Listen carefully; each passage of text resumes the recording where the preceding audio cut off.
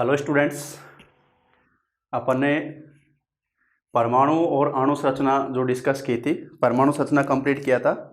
अणु में अपन ने बताया कि जो दो स्थिति बताई थी, एक तो बताया था अपन ने समपरमाणु, एक विषम परमाणु, जिसमें अपन ने आयनिक यौगिक, सहसंयोजक यौगिक और उपसहसंयोजक यौगिक का निर्माण डिस्कस किया था कि आयनिक यौगिक कैसे बन रहा है, सहसंयोजक कैसे बन रहा है, उपसहसंयोजक कैसे बन रहा है। उसके बाद में अपन लास्ट में बताया था किसी भी यौगिक का एक तो अणुसूत्र, एक अपन बोलते हैं मूलानुपाती सूत्र। तो किसी भी यौगिक के एक अणु में उपस्थित परमाणुओं की वास्तविक संख्या का जो सूत्र होता है वो तो अणुसूत्र कहलाता है, और उपस्थित अणु सूत्र में उपस्थित परमाणुओं की संख्या का सरलतम अनुपात वो बताया था अपन ने मूलानुपाती सूत्र। ये डिस्कस किया था अपन ने। अब अणुसूत्र लिखा कैसे जाता है वो अपन शुरू कर रहे हैं।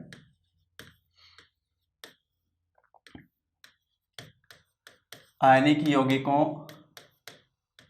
का अणुसूत्र लिखना। किसी भी आयनिक यौगिक का जो अणुसूत्र लिखा जाता है वो कैसे लिखा जाता है। आयनिक यौगिक का अणुसूत्र लिखने में सबसे प्रथम पद जो है वो है भाई सूत्र में उपस्थित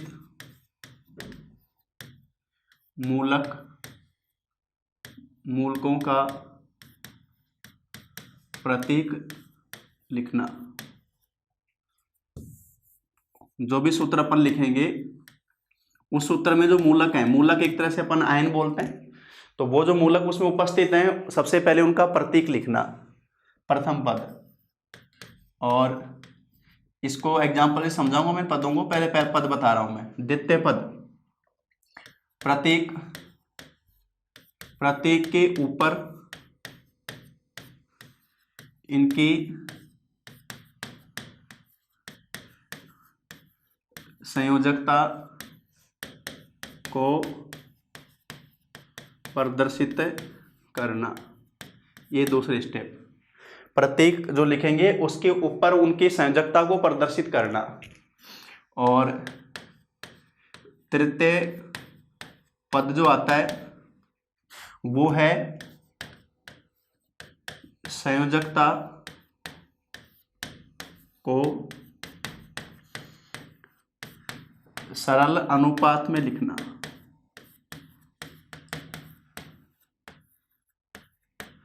संयोजकता को सरल अनुपात में लिखना। जो संयोजकता अपन प्रतीक के ऊपर लिखेंगे उनका जहां तक संभव हो सरल अनुपात किया जाए।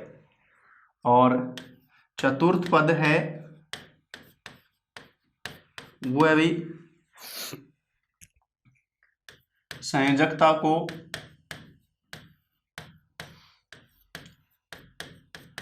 विपरीत मूलक के नीचे लिखकर अणुसूत्र प्राप्त करना। अणुसूत्र प्राप्त करना, ये अंतिम पद आ गया। अब ये जो मैंने स्टेप लिखी है, देखो पहली स्टेप में क्या करते हैं, सबसे पहले अपने को जो भी आयनिक यौगिक दिया है उसके जो उसमें जो मूलक हैं उसके प्रतीक लिखना, पहला स्टेप। जैसे पहली स्टेप के अनुसार मैं एक एग्जांपल ले रहा हूं। अपने को सूत्र लिखना है, हम एक सूत्र लिखने जा रहे हैं, मैग्नीशियम ऑक्साइड। क्या सूत्र लिखा है मैंने, कौन सा आयनिक यौगिक लिखा है मैंने, मैग्नीशियम ऑक्साइड। आपके पास में क्वेश्चन आया मैग्नीशियम ऑक्साइड का अणुसूत्र लिखिए। अब सबसे पहली स्टेप में अपन इसमें जो भी यौगिक अणु दिया है उसमें जो मूलक उपस्थित है उनके प्रतीक लिखना। मैग्नीशियम का सिंबल लिख दिया Mg, ऑक्साइड का सिंबल लिख दिया, ऑक्सीजन आएगा ये, और मैग्नीशियम ऑक्साइड है तो मूलक कौन सा है, ये ऑक्सीजन है। और ऑक्सीजन का सिंबल क्या होता है भाई, O, ये लिख दिया अपन ने। सेकंड स्टेप में क्या करते हैं कि जो ये सिंबल दिए हैं इनके ऊपर इनकी संयोजकता को दर्शाते हैं। मैग्नीशियम की संयोजकता +2, धातु तत्व 2 इलेक्ट्रॉन त्यागता है, बाह्यतम कोश में 2 इलेक्ट्रॉन है, संयोजकता इसकी +2 है, त्यागता है तो। और ऑक्सीजन के ऊपर -2, ये ऑक्साइड कहलाता है। देखो जो धनात्मक मूलक है ना, धनात्मक मूलक जो धातु आयन मूलक हैं उनके तो जो नाम है वही उनके आयन का भी नाम लिखा जाता है। मैग्नीशियम और मैग्नीशियम आयन ऐसे नाम लिखा जाएगा। ऋणात्मक मूलक में जितने भी हैलाइड हैं, हैलोजन तत्व हैं, और ये हैलोजन तत्व है ना उनके जो सिंबल लिखे जाते हैं, हैलोजन तत्व के जो नाम होता है सिंबल उनका, उनके आयन के साथ में आयड जोड़ा जाता है। Sulphur sulphide, oxygen oxide, chlorine chloride, bromine bromide, iodine iodide, fluorine fluoride, इस प्रकार से तो वो नाम लिखे जाते हैं। तो ऑक्साइड ये लिखा अपन ने -2। तीसरी स्टेप में क्या करते हैं भाई, तीसरी स्टेप में बताया अपन ने, पहली स्टेप में प्रतीक लिखना, दूसरे में प्रतीक के ऊपर संयोजकता दर्शाना, तीसरी स्टेप में संयोजकता को सरल अनुपात में करना। बताओ इनका सरल अनुपात किया तो क्या क्या हो गया, 1 और 1। भाई दोनों के ऊपर संयोजकता 2-2 है ना, इसका सरल अनुपात करेंगे तो क्या हो गया, 1-1 हो गया। अब ये तीसरी स्टेप में किया जाता है। तो अभी जो अपन ने किया तीसरी स्टेप में, जो मैंने बताया तीसरी स्टेप में मैंने बता रहा हूं कि इनकी संयोजकता को सरल अनुपात में लिख दो।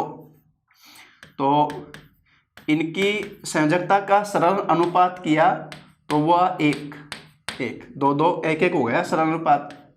और लास्ट स्टेप में क्या है कि सरल अनुपात के बाद में मूलक की संयोजकता विपरीत क्रम में लिखी जाती है, यानी मैग्नीशियम की संयोजकता लिखी जाएगी ऑक्सीजन के नीचे, ऑक्सीजन की संयोजकता लिखी जाएगी मैग्नीशियम के नीचे।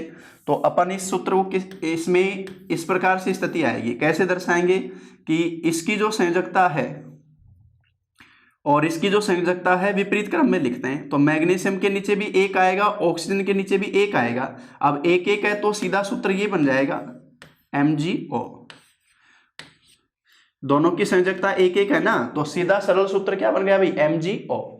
यानी मैग्नीशियम का एक परमाणु 2 इलेक्ट्रॉन त्यागता है, जिसे ऑक्सीजन का एक परमाणु ग्रहण कर लेता है, तो +2 -2 स्थिति हो जाती है। तो किसी भी यौगिका, आयनिक यौगिका अणु सूत्र लिखने में सबसे पहले जो सूत्र पूछा है आपको उसके सिंबल लिखे जाते हैं, उसमें जो मूलक हैं उन सिंबल के ऊपर उनकी संयोजकता को दर्शाया जाता है, संयोजकता को सरल अनुपात में बदला जाता है और फिर विपरीत क्रम में बदलकर लिखते हैं। इस तरह से सूत्र लिखे जाते हैं। जैसा मैंने एक एग्जाम्पल बताया, एक एग्जाम्पल और ले रहा हूं मैं, अब इसमें अपन एग्जाम्पल करेंगे। सेकेंड एग्जाम्पल में ले रहा हूं, इसी में देखो अब की बार मैं लिख रहा हूं मैग्नीशियम क्लोराइड। बताओ क्या लिखा है मैंने, मैग्नीशियम क्लोराइड। अब पहली स्टेप, सबसे पहले क्या करो भाई, इनके सिंबल, क्लोराइड है तो ये क्लोरीन आएगा, और दूसरी स्टेप में इनके ऊपर लिखो, इन सिंबल के ऊपर लिखो इनकी संयोजकता, मैग्नीशियम की +2, क्लोरीन की -1, वो क्लोराइड हो गया N। तीसरे स्टेप में इनका सरल अनुपात, अब इनका सरल अनुपात करेंगे तो यही रहेगा, मैग्नीशियम +2 और क्लोरीन -1। अगर इनका सरल अनुपात करते हैं तो यही तो रहेगा, यही अनुपात रहेगा, +2 और 1 जो रहेगा, और फिर प्रतीक में बदल के लिख देते हैं। तो मैग्नीशियम और क्लोरीन दोनों को लिख दिया, बदल के लिखो, एक जो जाएगा क्लोरीन का एक मैग्नीशियम के नीचे जाएगा तो वो लिख नहीं रहे, मैग्नीशियम के 2 क्लोरीन के नीचे लिख दो। बताओ सूत्र क्या बना, MgCl2। अब वहां देखो मैग्नीशियम ऑक्साइड लिखा था, यहाँ मैग्नीशियम क्लोराइड, वहां दोनों परमाणु की स्थिति समान है संयोजकता की, तो सीधा सूत्र है MgO सरल अनुपात करने के बाद में। यहाँ 1 की संयोजकता 2 है, 1 की 1 है, ये सरल अनुपात यही होगा करेंगे तो, और इसको जब बदल के लिखा तो सूत्र ये बना। इस तरह से सूत्र लिखे जाते हैं। यानी ये जो सूत्र हैं जो पूछे जाते हैं क्वेश्चन में, सीधे नाम दिया जाता है, कोई सा भी नाम देंगे और उसका सूत्र पूछेंगे। तो सूत्र लिखने में सबसे इंपॉर्टेंट चीज क्या है, वो है वैलेंसी। वैलेंसी जो आती है, वैलेंसी के आधार पर ही अपन सूत्र लिखते हैं। अब वैलेंसी ज्ञात कैसे करते हैं वो तो अपन ने देखा ही था, ये अपन ने संयोजकता की जो डेफिनेशन बताई थी कि किसी भी परमाणु के संयोजी कोष में 8 इलेक्ट्रॉन ग्रहण करने के लिए, 8 इलेक्ट्रॉन अष्टक पूर्ण करने के लिए जितने इलेक्ट्रॉन त्यागे जाते हैं या ग्रहण किए जाते हैं वो संयोजकता होती है। तो त्याग रहे तो प्लस में, ग्रहण कर रहे तो माइनस में। और ये संयोजी इलेक्ट्रॉन अपन किस तरह से दर्शाएंगे, परमाणु क्रमांक के आधार पर। तो आवर्त सारणी में परमाणु क्रमांक जो अपन याद करते हैं, परमाणु क्रमांक से अपन उसके संयोजी इलेक्ट्रॉन याद करते हैं, उसके आधार पे फिर संयोजकता को डिसाइड करते हैं। अब यहाँ फिलहाल तो मैं आपको जो मेन अपने सूत्र जिनसे बन जाते हैं, जहाँ जनरली वो क्वेश्चन कवर हो जाते हैं, वो संयोजकता नोट करा रहा हूँ। इनको तो आप जरूर वैसे सीधे याद कर लो। मैं परमाणु क्रमांक निकाल कर भी अपन संयोजकता निकालेंगे तो वो याद तो परमाणु क्रमांक करना है। ऐसे ही जो मेन जो हैं वो सारी संयोजकता मैं नोट करवा रहा हूँ ताकि उसके आधार पर आप सूत्र लिख सको। तो मैं लिखवा रहा हूं प्रमुख तत्व या मूलकों की संयोजकता।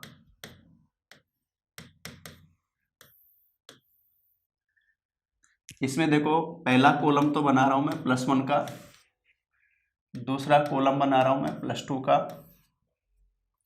तीसरा कॉलम बना रहा हूं मैं -1 और चौथा जो कॉलम बना रहा हूं वो बना रहा हूं मैं -2 और फिर इसमें कॉलम में ले लेंगे अपन +3 और -3 वाले जो अलग से और जो बच जाते हैं। +1 में इसमें अगर आवर्त सारणी की बात करें, आवर्त सारणी में S ब्लॉक तत्वों में पहला जो ब्लॉक है, प्रथम जो वर्ग है ना, जो अपन याद करते हैं हलीना की रब से फरियाद, प्रथम वर्ग में सोडियम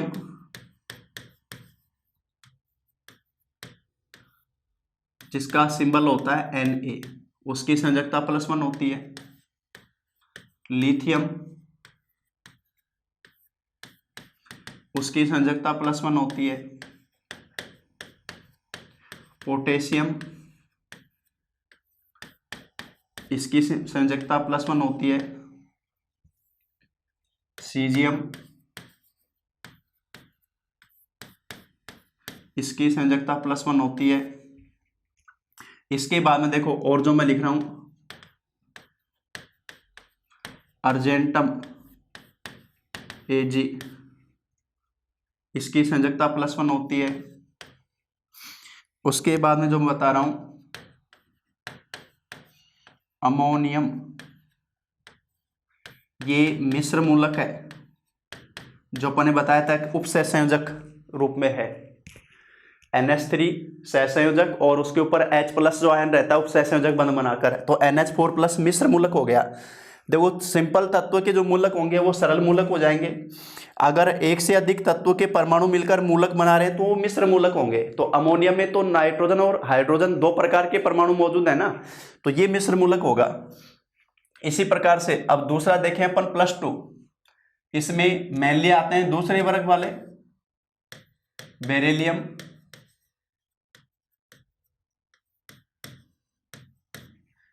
बेरिलियम, नंबर 2 मैग्नीशियम, जिसके अभी अपन ने 2 एग्जाम्पल लिए थे।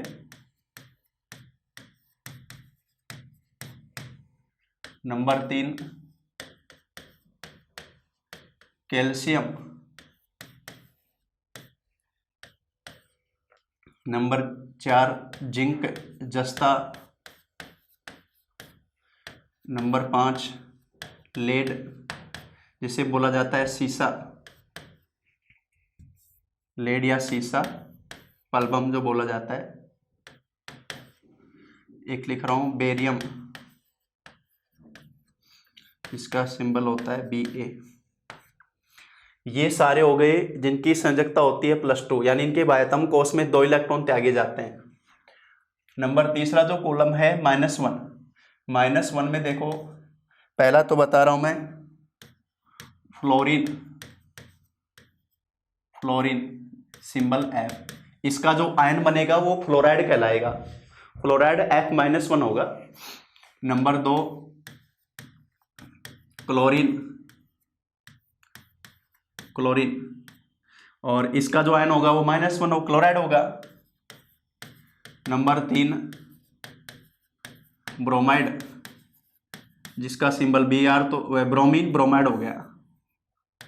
ये हैलोजन तत्व लिख रहा हूं मैं। आयोडीन जो कि आयन बनेगा आयोडाइड, आयोडीन आयोडाइड -1 हो गया। ठीक है, ये तो हुए हेलोजन वाले। इसके अलावा देखो इसमें अपन एक नाम सुनते हैं हाइड्रोक्साइड, हाइड्रोक्साइड जिसका ये भी मिश्र मूलक हो गया। ऑक्सीजन हाइड्रोजन 2 परमाणु हो गए ना, तो OH-1 हाइड्रोक्साइड। इसके अलावा बाइकार्बोनेट या हाइड्रोजन कार्बोनेट जिसका सिंबल होता है HCO3-। बाइकार्बोनेट। इसके अलावा नाइट्रेट जिसका सिंबल होता है NO3-। आप देखो ये ऐसे आयन हैं जो मिश्र मूलक में आ गए, OH-, HCO3-, NO3-, ये मिश्र मूलक हो गए। तो ये वो आयन हैं जो जिनकी संयोजकता -1 है। अब जिनकी संयोजकता -2 होती है, पहला लिख रहा हूं मैं इसमें ऑक्सीजन जिसका आयन बनेगा ऑक्साइड, दूसरा सल्फर जिसका आयन बनेगा सल्फाइड, नंबर 3 लिख रहा हूं मैं सल्फेट, ये मिश्र मूलक होगा SO4-2। नंबर 4 लिख रहा हूं मैं कार्बोनेट जिसका सिंबल होगा CO3-2, कार्बोनेट, सल्फेट कार्बोनेट। एक 5वां लिख रहा हूं मैं ऑक्सीलेट,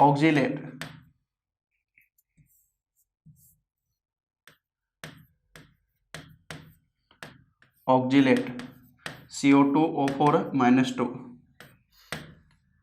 ये मैंने बताए हैं जिनकी संयोजकता कैसी है, अभी -2 है। उसके बाद में देखो इधर मैं लिखवा रहा हूं एक तो एल्यूमिनियम, एल्यूमिनियम सिंबल होता है Al, एल्यूमिनियम सिंबल Al, इसकी संयोजकता होती है +3। नंबर 2 दूसरा जो मैं लिखवा रहा हूं फॉस्फोरस P, इसकी संयोजकता एक तो बताते हैं +3 और एक बताते हैं +5। नंबर 3 फोस्फाइड, फोस्फाइड आएगा तो ये आएगा P-3, यानी इसकी संयोजकता -3। एक फॉस्फेट PO4,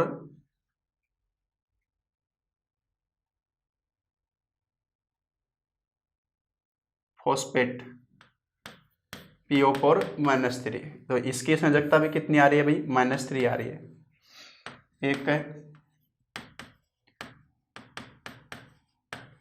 नाइट्राइड, यह आता है N, इसका सिंबल होता है N,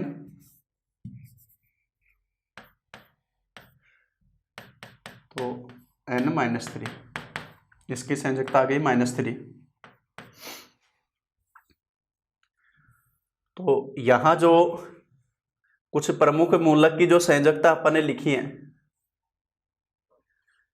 मेनली जो कुछ प्रमुख वाली जो मैंने लिखे हैं लगभग जिनसे जनरली सूत्र बन जाते हैं, पूछे जाते हैं, जो एक +1 वाला, एक +2 वाला कॉलम, एक -1 वाला कॉलम, एक -2 वाला कॉलम और एक +3-3 के जो कुछ अपन ने लिखे। इसके अलावा देखो यहाँ पर एक मैं लिख रहा हूँ हाइड्रोजन,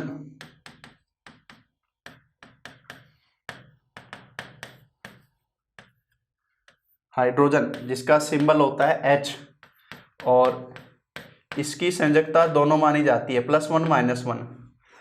आवर्त सारणी का आवारा तत्व इसको बोला जाता है, एक्स्ट्रा एलिमेंट बोलते हैं आवारा तत्व, क्योंकि इसका संयोजी कोष प्रथम कोष है जिसमें 2 इलेक्ट्रॉन होते हैं। अब इसके पास में 1 इलेक्ट्रॉन मौजूद है, अगर ये एक को त्याग देता है तो इसका कोष जो बाह्यतम है वो रिक्त हो जाता है, तब भी ये स्थायी है। तब तो है +1, तब तो ये गुण दर्शा रहा है क्षार धातु वाला, प्रथम वर्ग वाला। और अगर ये 1 इलेक्ट्रॉन ग्रहण कर लेता है तो बाह्यतम कोष में 2 इलेक्ट्रॉन हो जाते हैं। ऐसी स्थिति में ये स्थायी हो जाता है, यानी हीलियम वाला उत्कृष्ट गैस वाला विन्यास प्राप्त हो जाता है। तब ये गुण दर्शाता है हैलोजन वाला 17वें वर्ग का। तो ये प्रथम वर्ग में क्षार धातु और 17वें वर्ग में हैलोजन धातु से समानता दर्शाता है। तो इसको आवर्त सारणी का आवर्त तत्व कहा जाता है हाइड्रोजन को। इसकी संयोजकता दोनों स्थिति बताई है मैंने, +1 -1। +1 में तो हाइड्रोजन बोला जाएगा, -1 में बोला जाएगा हाइड्राइड। तब क्या नाम देंगे इसको? हाइड्राइड। जो माइनस वाला जो मूलक बनेगा तो H- बोला जाएगा हाइड्राइड और H+ बोला जाएगा हाइड्रोजन, जो कि अपन प्रोटॉन बोलते हैं सामान्य भाषा में।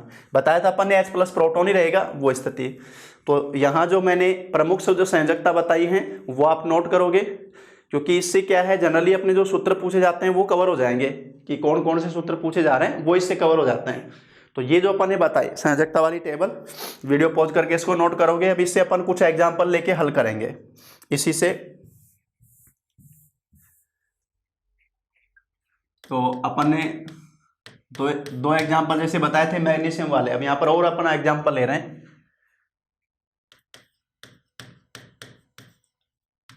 जैसे पहला मैं लिख रहा हूं सोडियम क्लोराइड। सोडियम क्लोराइड, अब बताओ सबसे पहली स्टेप कि जो भी दे रखे हैं मूलक उनके सिंबल लिखो। सोडियम का Na, क्लोराइड है तो क्लोरीन होगा। ये तो +1 और ये -1। अब बताओ +1 -1 हुआ तो संयोजकता का सरल अनुपात आ गया। तो सीधा सूत्र क्या बन गया अपने पास में? NaCl, जिसको अपन खाद्य नमक बोलते हैं, NaCl जो बोला जाता है। नंबर 2, इनके जो जैसे ये जो अपन कुछ लिख रहे हैं इनमें साल्ट है बहुत सारे, आयनिक यौगिकों में साल्ट भी आएंगे तो उनके बहुत सारे दैनिक उपयोग पूछते हैं, वो अपन अलग से टेबल में डिस्कस करेंगे। तो सोडियम क्लोराइड का जैसे इस तरह से सूत्र लिखा अपन ने। अब यहीं पर अगर ये होता सोडियम नाइट्रेट, सोडियम का सिंबल Na, नाइट्रेट का सिंबल NO3, ये तो +1 और ये -1। अभी सूत्र क्या बन गया भाई? NaNO3, क्योंकि +1 -1 सरल अनुपात हो गया तो सीधा सूत्र क्या बन गया? NaNO3। तो ये जो 3 है ये संयोजकता का कोई मतलब नहीं इसका, ये नाइट्रेट मूलक का सूत्र है NO3 पूरा, तो NaNO3 हो गया ये, जिसको अपन सोडियम का एस्क भी है। ये सोडियम प्राकृतिक रूप से इसी रूप में सोडियम नाइट्रेट, जिसको चिली साल्ट पीटर बोला जाता है, उस रूप में मौजूद है। इसी प्रकार से मैं लिख रहा हूं, जैसे अगला एग्जांपल लिया अपन ने सोडियम सल्फेट, जो कि फर्टिलाइजर के रूप में यूज होता है। सोडियम सल्फेट, सोडियम का सिंबल Na और सल्फेट का सिंबल हो गया SO4-2। अब इसमें सरल रेशियो तो यही होगा, लेकिन यहाँ पर बदल के लिखेंगे अपन तो क्या बनेगा? Na के नीचे 2 आ जाएगा। सल्फेट वाली संयोजकता यहाँ पर ये 1 है तो SO4 ही लिख देंगे अपन, 1 तो क्या लिखेंगे? तो सोडियम सल्फेट हो गया। नंबर 4, अगला सूत्र मैं लिख रहा हूं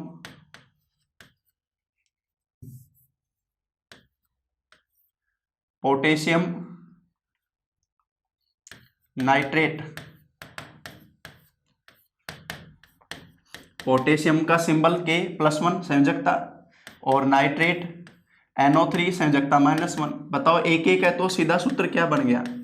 पोटेशियम नाइट्रेट, जिसको अपन बोलते हैं नाइटर या सोरा, इसको बोला जाता है। विस्फोटक में काम आता है ये नाइटर, सोरा जो बोलते हैं, बारूद का मुख्य घटक है। इसी प्रकार से देखो पोटेशियम कार्बोनेट, ये पोटेशियम का एस्क है, पोटेशियम कार्बोनेट, पोटेशियम +1 कार्बोनेट -2। ये संयोजकता बदल के लिखेंगे तो सूत्र क्या बनेगा? K2CO3। भाई ये 2 तो इसके नीचे आ गया, ये 1 लिखेंगे तो सीधा ये हो गया पोटेशियम कार्बोनेट K2CO3। इसी प्रकार से देखो अगला सूत्र जो अपन लिख रहे हैं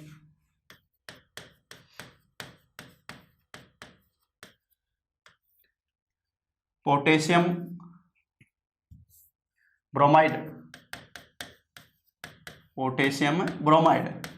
अब पोटेशियम सिंबल +1, ब्रोमाइड का मतलब Br-1, तो सीधा सूत्र क्या बन गया अभी? KBr, ये बन गया पोटेशियम ब्रोमाइड। उसके बाद में और अगर अपन ले सिल्वर नाइट्रेट, सिल्वर का सिंबल Ag अर्जेंटम, Ag जो बोलते हैं, और नाइट्रेट NO3-1 सिंबल, इसकी संयोजकता +1 इसकी -1, तो बताओ सीधा सूत्र क्या बन गया, AgNO3। सीधा सूत्र ये बन गया AgNO3, क्योंकि दोनों की संयोजकता 1:1 है तो सीधा सरल अनुपात ये हो गया, तो सीधा सूत्र में लिख दिया AgNO3 सिल्वर नाइट्रेट। उसके बाद में सिल्वर ब्रोमाइड अगर लिखें तो सिल्वर का सिंबल Ag+1, ब्रोमाइड यानी Br-1, सीधा सूत्र क्या बन गया भाई AgBr। ये इस तरह से सिंबल सूत्र बन गया इसका। इसी प्रकार से देखो अपन और एग्जांपल ले रहे हैं, मैग्नीशियम हाइड्रोक्साइड, इस पे थोड़ा ध्यान देना। मैग्नीशियम हाइड्रोक्साइड, मैग्नीशियम का सिंबल Mg, हाइड्रोक्साइड का सिंबल OH, इसके संयोजकता +2, इसकी संयोजकता -1। ये मिश्र मूलक है, Mg सरल मूलक है, OH माइनस मिश्र मूलक है, क्योंकि इसमें 2 प्रकार के परमाणु हैं। अब Mg की संयोजकता है +2 मैग्नीशियम आयन, और हाइड्रोक्साइड आयन हो गया OH-1। अब इसको अगर अनुपात तो ये सरल ही है, बदल के लिखेंगे तो किस तरह से सूत्र बनेगा, Mg के नीचे तो 1 जाएगा तो नहीं, OH जो है उसके नीचे 2 आएगा। अब यहाँ पर कई बार स्टूडेंट इस तरह से लिख देता है, ये गलत हो जाएगा। आप इसको ब्रैकेट में लोगे, मूलक के नीचे संयोजकता लिखी जाएगी, तो मूलक अगर मिश्र मूलक है ना तो उसको ब्रैकेट में लेना है आपको। सरल मूलक है तो सीधा लिख दोगे संयोजकता को, अगर मिश्र मूलक है तो उसको ब्रैकेट में लेकर फिर संयोजकता को दर्शाना है, क्योंकि कई बार मिश्र मूलक के साथ में भी नंबर होता है, तो उसको ब्रैकेट में लेकर पूरा फिर बाद में संयोजकता को लिखोगे। जैसे अभी और एग्जांपल आएगा, इसी में देखो एक एग्जांपल बता रहा हूं मैं, मैग्नीशियम हाइड्रोक्साइड लिखा अपन ने, इसके अलावा इसको देखो मिल्क ऑफ मैग्नीशियम बोलते हैं। पिछले रीट में क्वेश्चन आया था, क्योंकि milk of magnesium, magnesium hydroxide रासायनिक रूप से एंटी एसिड होता है, ये पढ़ा भी था अपन ने पाचन तंत्र में, पेट की एसिडिटी दूर करने के लिए, पिछली बार रीट में पूछा था ये। तो अगला जो मैं एग्जांपल बता रहा हूं वो बता रहा हूं आपको मैग्नीशियम नाइट्रेट, इस पर भी ध्यान देना। मैग्नीशियम Mg लिख दिया, संयोजकता +2, नाइट्रेट लिख दिया NO3, इसकी संयोजकता -1। अब अगर इनके सूत्र बदल के अपन संयोजकता को लिखें तो संयोजकता तो सरल अनुपात ही है, अब बदल के लिखेंगे तो ये तो 1 तो इसके नीचे आएगा Mg के नीचे, और नाइट्रेट NO3 है +2 यहाँ से इसके नीचे जाएगा, तो NO3 को तो आप लोगे ब्रैकेट में, NO3 को आप ब्रैकेट में लेकर उसके बाद में संयोजकता यहाँ पे लिखोगे। ये मैं बताना चाह रहा था, मिश्र मूलक जब भी होगा उसको हमेशा ब्रैकेट में लेकर फिर संयोजकता को दर्शाना है। ये नहीं कि तुम अपनी गणित लगाने लग जाओ, 3 दूनी 6 कर दो, गणित ज़्यादा आती है आप लोगों को, ये वाला हिसाब मत कर देना, यहाँ पर 3 दूनी 6 कर दो। यहाँ सूत्र जैसा मैं बता रहा हूँ उस तरह से प्रैक्टिस करके उसी प्रकार से नोट करना है अपने को, इस तरह से ये स्थिति मैग्नीशियम नाइट्रेट। उसके बाद में देखो अगला अपन जो ले रहे हैं और जो एग्जांपल ले रहे हैं, एक एग्जांपल लिख रहा हूं मैं, एल्यूमिनियम फॉस्फेट, मैंने सूत्र लिखा है aluminium phosphate, aluminium Al, phosphate बोला जाता है PO4, एल्यूमिनियम की संयोजकता +3, फॉस्फेट की होती है -3। तो बताओ सूत्र क्या बनेगा, 3-3 सरल रेशियो करेंगे तो क्या हो जाएगा 1-1, 3-3 है ना संयोजकता, सरल रेशियो किया तो क्या हो गया 1-1। तो बताओ सीधा सूत्र क्या बनेगा AlPO4, दोनों की संयोजकता 3-3 आ गई, सरल अनुपात में आ गया। और अगर यह है एल्यूमिनियम सल्फाइड, एल्यूमिनियम सल्फाइड, तो एल्यूमिनियम और सल्फाइड लिखा जाता है S, एल्यूमिनियम तो +3 और सल्फाइड S-2। इसको बदल के लिखना पड़ेगा क्योंकि 3 और 2 का सरल अनुपात नहीं हो रहा, 3-2 का सरल अनुपात नहीं हो रहा, तो ये तो +3 और सल्फाइड -2, इसको बदल के लिखेंगे तो क्या लिखा जाएगा Al2 और S3, ये बदल के लिखा तो ये हो गया। क्योंकि 2 और 3 का सरल अनुपात यही होगा ऐसी स्थिति में। तो संयोजकता से अणु सूत्र लिख बनना अपन ने सीखा है कि किस तरह से ये सूत्र बनाए जाते हैं। इसमें यही ध्यान रखना अपने को। जैसे एक मैं एग्जांपल और बता रहा हूं, और ले लेते हैं तो एक एग्जांपल, कैल्शियम ऑक्जिलेट। अच्छा ये पहले भी लिखवाया था ये सूत्र अपन ने, याद करो, देखे कहाँ बताया था अपन ने, बायो में अपन ने डिस्कस किया था, याद आया? पथरी, स्टोन, पीटीएच हार्मोन की अधिकता, कैल्शियम लेवल बढ़ना, कैल्शियम बढ़ा हुआ अपने किडनी या गाल ब्लेडर पीताशय के अंदर जाकर जमा होता है, जिसको पथरी बोलते हैं, रासायनिक रूप से कैल्शियम ऑक्जिलेट बोला जाता है।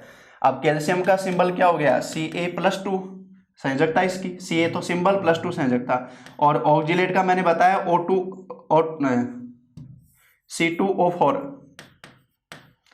और इसकी संयोजकता बताई है मैंने -2। ऑक्जिलेट का C2O4 संयोजकता -2। सरल रेशियो क्या हो गया? 1:1, 2:2 है, तो बदल के लिखेंगे तो सूत्र क्या बना बताओ? CaC2O4, क्योंकि 1:1 हो गया तो सीधा सूत्र लिख दो अब CaC2O4।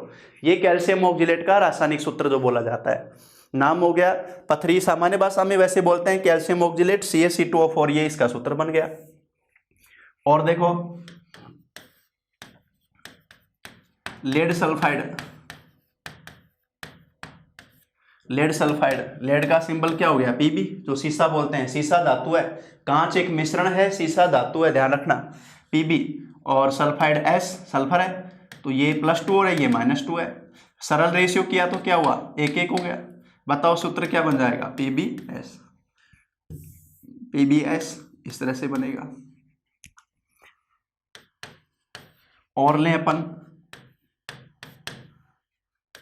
Zinc sulphate, zinc symbol हो गया Zn, सल्फेट हो गया SO4, ये है भाई +2 और ये है -2। सरल रेशियो करेंगे तो वही 1:1 हो गया, तो सीधा सूत्र क्या बन गया? ZnSO4, ये जिंक सल्फेट हो गया। तो इस तरह से अपन ने देखा कि आयनिक यौगिकों के अणुसूत्र किस प्रकार से लिखे जाते हैं।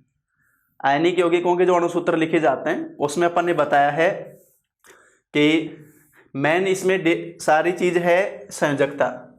संयोजकता संयोजी कोष में उपस्थित इलेक्ट्रॉन के आधार पर डिसाइड होती है, कितने इलेक्ट्रॉन संयोजी कोष में हैं, और अष्टक पूर्ण करने के लिए त्यागने वाले इलेक्ट्रॉन की संख्या या ग्रहण करने वाले इलेक्ट्रॉन की संख्या, उसके आधार पर त्याग रहे हैं तो +2 में संयोजकता, ग्रहण कर रहे हैं तो माइनस में। सूत्र लिखने के लिए मैंने बताए थे ये कि जो भी सूत्र आपको पूछा जाता है, रासायनिक सूत्र देकर पूछेगा कि इसका नाम देकर पूछेगा इसका सूत्र लिखो, तो आपको सबसे पहले तो जो नाम दे रखा है उसमें जो मूलक है उनके प्रतीक लिखने हैं।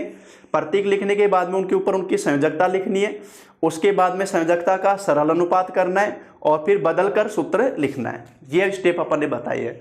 तो आपकी कुछ समस्याएं इसमें हल हुई होंगी कि सूत्रों को लेकर बहुत सारे दिमाग में रहता है, रटने की कोशिश मत करो इनको। हम रटने की कोशिश करते रहते हैं, सूत्रों को याद करते रहते हैं, रटने से थोड़ी काम चलेगा भाई। संयोजकता याद करो या परमाणु क्रमांक से संयोजकता निकालना, वैसे करो। बात एक ही है, मेन जो कवर हो जाएंगे सारे, वो सब के सब मैंने लिखवा दिए हैं। तो मेन अभी फिलहाल तो आपकी बात यही है कि अपने रेट लेवल की तक की बात करें तो आप मैंने जो संयोजकता लिखा है उनको याद कर लो, बस सीधी सी बात ही है। ये संयोजकता मैन जो है लगभग 28 से 30 हैं, इनको याद कर लो, इसमें से आपके सूत्र सारे कवर हो जाएंगे। वो सारे यहीं से पूछे जाते हैं, जो मैंने वहीं से उठाए, जो साल्ट मैन आ जाते हैं सारे। इसके बाद में देखो, अब जो अपन आगे जा रहे हैं, परमाणु और अणु अपन ने कंप्लीट किया है, परमाणु अणु को कंप्लीट किया है। अब अपन बात करने जा रहे हैं तत्वों का जो वर्गीकरण करते हैं। अपन ने रासायनिक रूप से 3 बताए थे, तत्व, यौगिक और मिश्रण। परमाणु और अणु के अंदर अपन ने यौगिक में आयनिक यौगिक, सहसंयोजक यौगिक, उपसहसंयोजक यौगिक, तीनों का निर्माण बता दिया। आयनिक यौगिकों का अणुसूत्र लिखना भी बता दिया। सहसंयोजक के कुछ आएंगे तो वो कार्बन वाला चैप्टर, जो कार्बनिक यौगिक हैं वो सारे सहसंयोजक हैं। तो कार्बनिक यौगिक जितना भी पढ़ेंगे, हाइड्रोकार्बन, एल्कोहल वगैरह, वो सब क्या है भाई? सहसंयोजक यौगिक हैं। उसमें वो सारे एग्जाम्पल कवर हो जाते हैं। अब तत्व जो हैं उनका जो वर्गीकरण किया जाता है और उनसे संबंधित जो क्वेश्चन आते हैं वो अपन डिस्कस करेंगे। तो तत्वों का वर्गीकरण,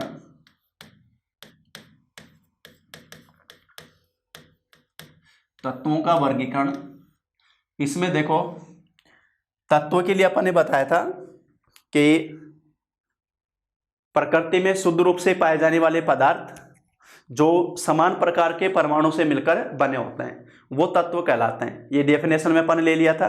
तत्व समपरमाणुय हैं और होमोन्यूक्लियस जो समपरमाणुय अपन बोलते हैं। अभी तक टोटल जो ज्ञात तत्व है उनकी संख्या 118 है और इन तत्वों को आवर्त सारणी में वर्गीकृत किया जाता है। उस वर्गीकरण का मेन आधार क्या है? समान गुणों वाले तत्वों को एक जगह रखना, ताकि वो एक तत्व, जैसे एक वर्ग में समान गुणों वाले तत्व होते हैं। अब एक वर्ग में एक तत्व के गुणों को पढ़ लो, सारे तत्वों के गुण उस वर्ग के पूरे कंप्लीट हो जाते हैं, क्योंकि वो सारे एक जैसे गुणों वाले होते हैं। माइनर उनमें डिफरेंस चलता है। जो एक वर्ग में एक समान प्रकार के गुणों वाले तत्वों को रखा गया तो वो हो गया उनका वर्गीकरण। और ये वर्गीकरण किस लिए किया गया? ताकि हर तत्व को अलग अलग रूप से न पढ़ना पड़े। एक वर्ग को पढ़ लिया तो सारे तत्वों के गुणों को पढ़ लिया अपन ने, उसमें उपस्थित जो हैं। अब ये जो सारे तत्व ज्ञात है ना, इनको गुणों के आधार पर मूल रूप से 3 वर्गों में बांटते हैं। पहले अपन उन चीज को डिस्कस करेंगे, फिर अपन आवर्त सारणी को थोड़ा डिस्कस कर लेंगे। तत्वों का वर्गीकरण, उसमें देखो एक तो आते हैं धातु तत्व, एक नाम दिया जाता है अधातु तत्व और एक नाम दिया जाता है उपधातु तत्व। मेटल, नॉन मेटल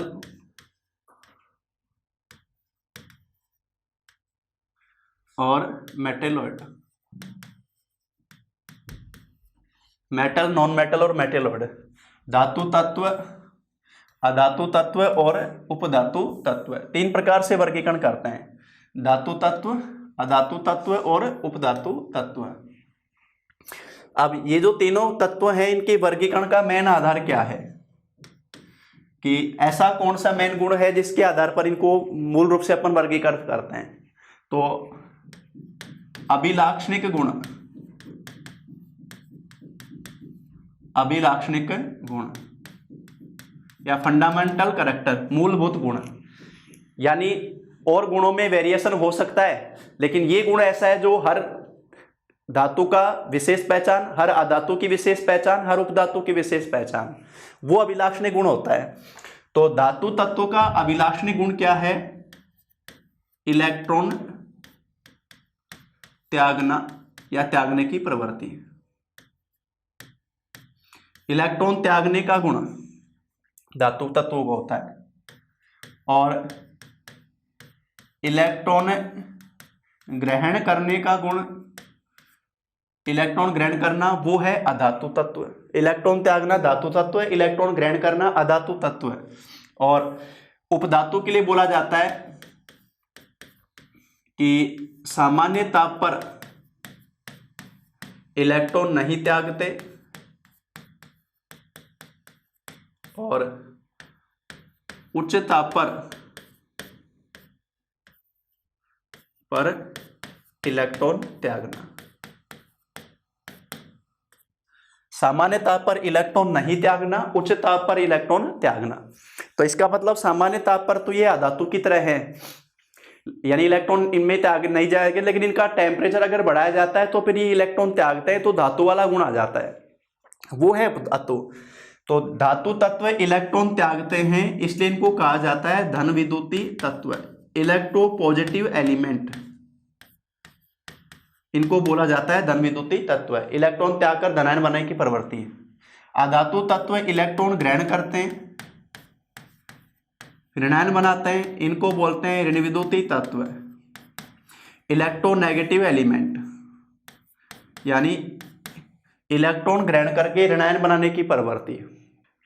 तो इलेक्ट्रो पॉजिटिव तो है धातु और इलेक्ट्रोनेगेटिव है अधातु। इलेक्ट्रॉन त्याग कर धनायन बनाना, इलेक्ट्रॉन ग्रहण करके ऋणायन बनाना, ये स्थिति रहती है। इसमें दोनों स्थिति बताई अपन ने कि सामान्य ताप पर तो इलेक्ट्रॉन नहीं त्यागते, उच्च ताप पर इलेक्ट्रॉन त्यागते हैं, ये स्थिति इनकी रहती है।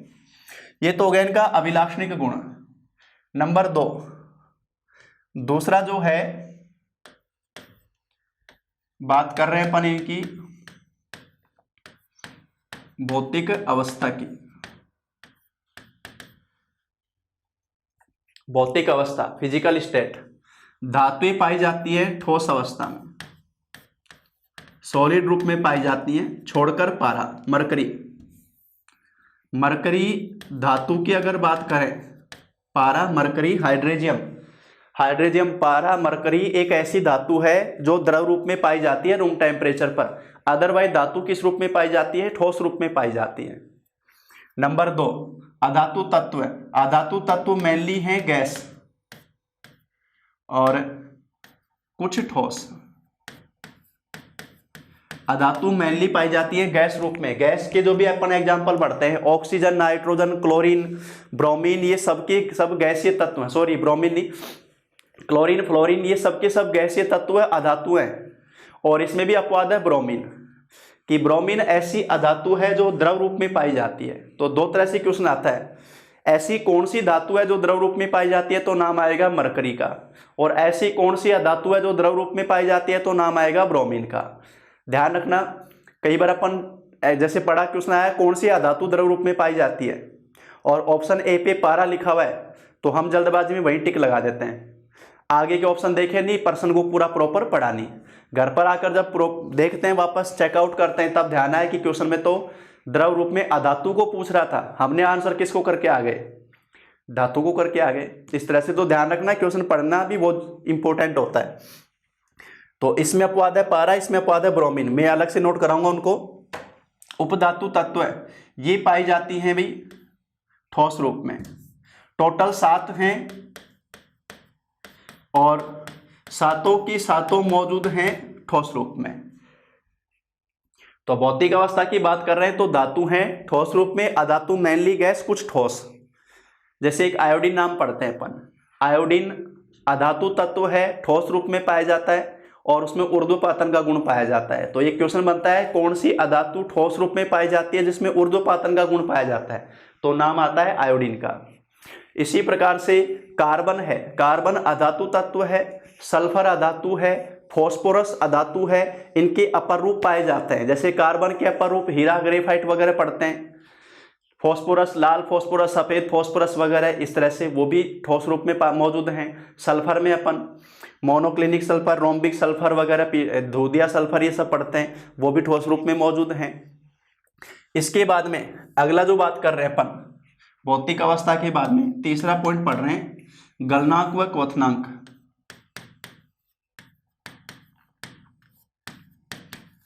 गलनांक क्वथनांक को पहले डिस्कस किया था अपन ने, मेल्टिंग पॉइंट, बॉइलिंग पॉइंट, गलनांक और क्वथनांक।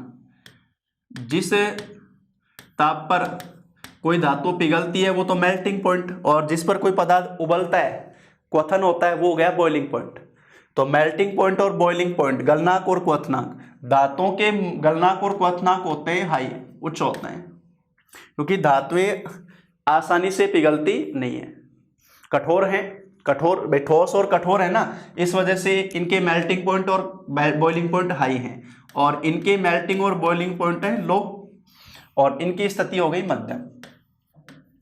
धातु से तो कम, अधातु से ज्यादा, क्योंकि ये भी ठोस है ना, तो लेकिन धातुओं की तरह कठोर नहीं है। तो धातुओं से तो इनके मेल्टिंग पॉइंट कम है, लेकिन अधातुओं से क्या है, ज्यादा है। इस तरह की बात करें, यहाँ पर अपवाद देखो हीरा आ जाता है।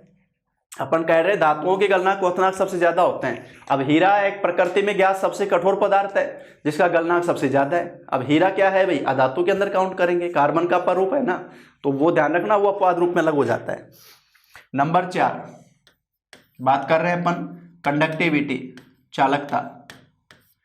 और चालकता होती है विद्युत की और उष्मा की। देखो चालकता उसी पदार्थ में होगी जिसमें मुक्त आयन या इलेक्ट्रॉन मौजूद हों। भाई आयन भी तब बनेंगे जब इलेक्ट्रॉन मौजूद होंगे। मुक्त इलेक्ट्रॉन मौजूद हैं तो पदार्थ सुचालक होता है, अदरवाइज वो कुचालक होता है।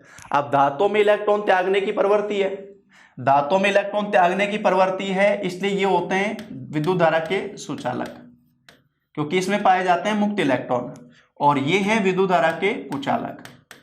और तो उष्मा और विद्युत के सुचालक है धातु तत्व, और कुचालक है भाई कौन, अधातु। कंडक्टर और इंसुलेटर,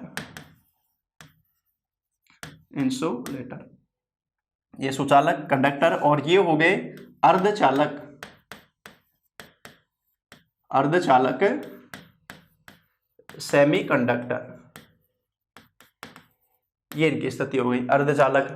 उपधातु की, क्योंकि सामान्य ताप पर तो उनमें चालकता नहीं है, इलेक्ट्रॉन नहीं त्यागते, लेकिन हाई टेम्परेचर पर इलेक्ट्रॉन त्यागते हैं तो फिर सुचालक बन गए, धातु वाला गुण आ गया। तो इसलिए इनको क्या बोला जा रहा है, अर्धचालक। ये इनकी स्थिति चालकता की है। नंबर 5, मैलेबिलिटी, आघात वर्धनीयता, आघात वर्धनीयता और साथ में लिखा जाता है तन्यता। आघात वर्धनीयता और तन्यता, मैलेबिलिटी और डक्टिलिटी। आघात होता है बल लगाना, चोट करना, वर्धनीय का मतलब है फैलना, और तन्यता है पतले तार के रूप में बदल लेना, परिणित कर लेना। देखो आघात वर्धनीयता और तन्यता धातुओं में पाई जाती है। धातुएं आघात वर्धनीय और तन्य होती हैं, इनमें नहीं पाई जाती, न तो अधातु में न उपधातु में। इन दोनों में आघात वर्धनीयता और तन्यता नहीं पाई जाती। धातुओं में आघात वर्धनीयता तन्यता मौजूद है, धातुओं पर बल लगाते हैं अपन, टूटेंगे नहीं। एक शब्द आता है भंगुरता, एक आता है आघात वर्धनीयता। भंगुरता का मतलब तो है बल लगाते ही बिखर जाना, टूट जाना, और आघात वर्धनीयता का मतलब है बल लगाने पर टूटे नहीं, फैलता चला जाए। तो चद्दर बनती है धातुओं की, और डक्टिलिटी पतले तार के रूप में इनको बदलते हैं अपन। तो ये गुण धातु में पाया जाता है, अधातु उपधातु में नहीं पाया जाता। तो यहाँ पर अपन ने धातु, अधातु और उपधातु के सामान्य भौतिक गुणों की तुलना की है। धातुओं का मुख्य अभिलाक्षणिक गुण है इलेक्ट्रॉन त्याग कर धनायन बनाना, अधातुओं का मुख्य अभिलाक्षणिक गुण है इलेक्ट्रॉन ग्रहण करके ऋणायन बनाना, और उपधातु सामान्य ताप पर तो इलेक्ट्रॉन नहीं त्यागते, उच्च ताप पर ये इलेक्ट्रॉन त्यागते हैं तो धातु की तरह व्यवहार करते हैं। भौतिक अवस्था, धातुएं ठोस रूप में पाई जाती हैं, अधातु मेनली गैस, कुछ ठोस हैं। उपधातु 7 हैं टोटल, ठोस रूप में पाई जाती हैं। गलनांक क्वथनांक, धातु क्योंकि ठोस और कठोर हैं तो इनके मेल्टिंग और बॉइलिंग पॉइंट हाई हैं, इनके लो हैं, इनके मध्यम, दोनों के बीच वाले। इसमें मुक्त इलेक्ट्रॉन है तो इनमें चालकता पाई जाती है, तो ये सुचालक हैं, इलेक्ट्रॉन त्यागने की प्रवृत्ति है। जबकि ये कुचालक हैं दोनों, सॉरी ये कुचालक है और ये अर्धचालक है, क्योंकि सामान्य ताप पर तो इलेक्ट्रॉन नहीं त्याग रहे, उच्च ताप पर ये इलेक्ट्रॉन त्याग रहे, तो ये फिर अर्धचालक हो गए। आघात वर्धनीयता तन्यता धातुओं में पाई जाती है, अधातु रूप धातु में नहीं पाई जाती, इन दोनों में ये नहीं पाई जाती। अब इन्हीं से बहुत सारे क्वेश्चंस बन जाते हैं। नंबर 1, कुछ पॉइंट जो मैं क्वेश्चन इनके नोट करवा रहा हूं, इन्हीं से संबंधित जो क्वेश्चन बन जाते हैं, जो अपन ने सामान्य गुणों की इनकी तुलना की धातु अधातु उपधातु के लिए।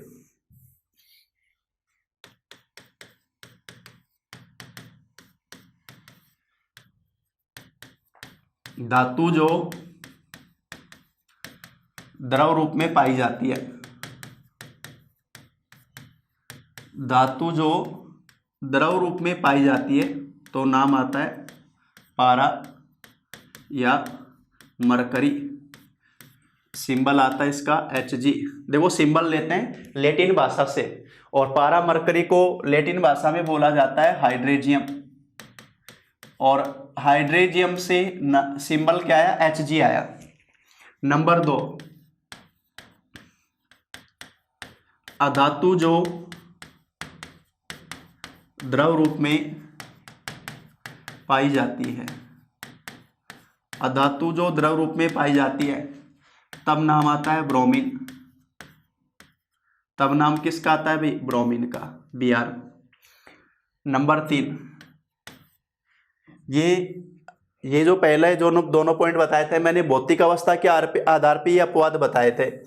अब यहां मैंने लिखा कुछ धातु ठोस रूप में अधातु ठोस रूप में पाई जाती हैं।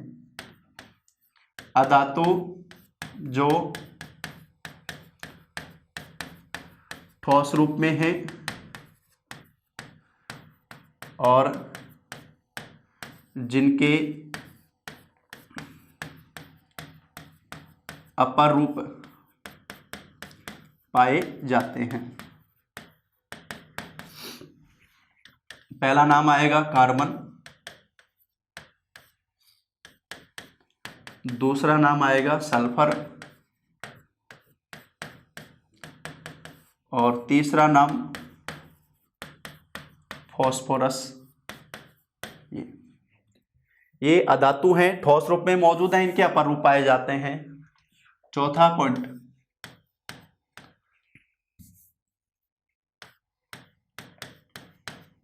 ठोस अधातु जिसमें ऊर्ध्वपातन सब्लिमेशन ऊर्ध्वपातन का गुण पाया जाता है।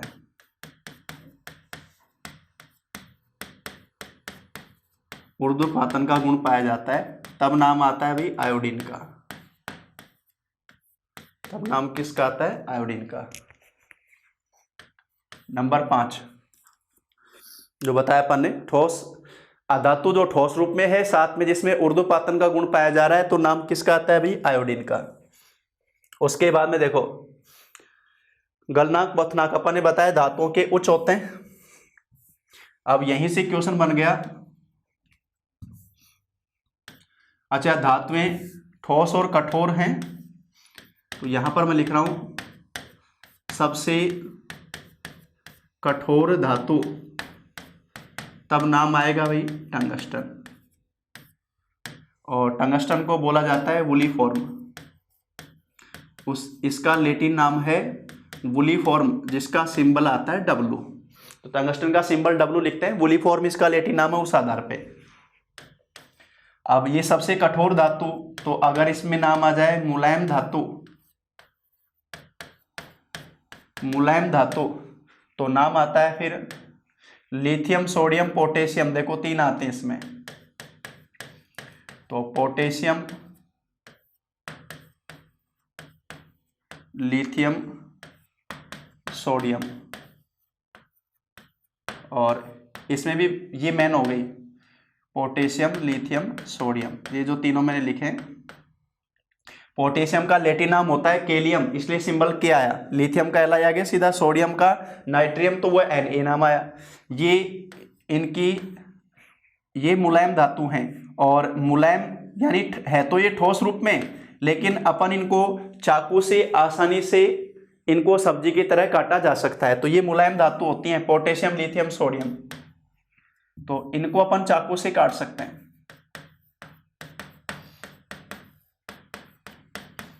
और जैसे लोहा धातु है उसको आप चाकू से काट सकते हो क्या? उसमें कठोरता होती है, लेकिन ये धातु ऐसी है जो मुलायम है, इनको चाकू से भी अपन आसानी से काट पा रहे हैं। अब सर्वाधिक गलनांक वाली धातु, सर्वाधिक गलनांक वाली धातु, तब नाम आता है भाई टंगस्टन। जो सबसे कठोर है वो आ गई टंगस्टन, और इसका गलनांक होता है 3422 डिग्री सेंटीग्रेड। ये इसका मेल्टिंग पॉइंट है, इसका टंगस्टन का। सबसे कठोर, सबसे सर्वाधिक गलनांक वाली हो गई। अगर आए न्यूनतम गलनांक, अब ये और ध्यान रखना कि जो गलनांक है वही हिमांक होगा। पढ़ाया था अपन स्टार्टिंग में भौतिक अवस्था परिवर्तन में कि किसी भी पदार्थ का गलनांक और हिमांक एक ही टेम्परेचर होता है। न्यूनतम गलनांक बोला जाएगा तो नाम आएगा मरकरी, और वो हिमांक होगा क्योंकि मरकरी द्रव रूप में पाई जाती है रूम टेम्परेचर पर। इसका गलनांक इसका होता है ये -38.83 डिग्री सेंटीग्रेड, ये इसके लिए बोला जाता है। तो ये फ्रीजिंग पॉइंट बोला जाएगा। ये क्या बोला जाएगा भाई? फ्रीजिंग पॉइंट, क्योंकि ये रूम टेम्परेचर पर द्रव रूप में है, इस रूप टेम्परेचर पर ये ठोस रूप में हो गई, उस आधार पर ये नाम बोले जाते हैं। तो अभी अपन ने तत्वों का वर्गीकरण शुरू किया है, जिसमें अपन ने तत्वों को गुणों के आधार पर 3 वर्गों में बांटा, धातु, अधातु और उपधातु। उनके सामान्य भौतिक गुणों को अपन कंपैरिजन कर रहे हैं। इसी से रिलेटेड और क्वेश्चन जो है वो अपन अगली क्लास में डिस्कस करेंगे।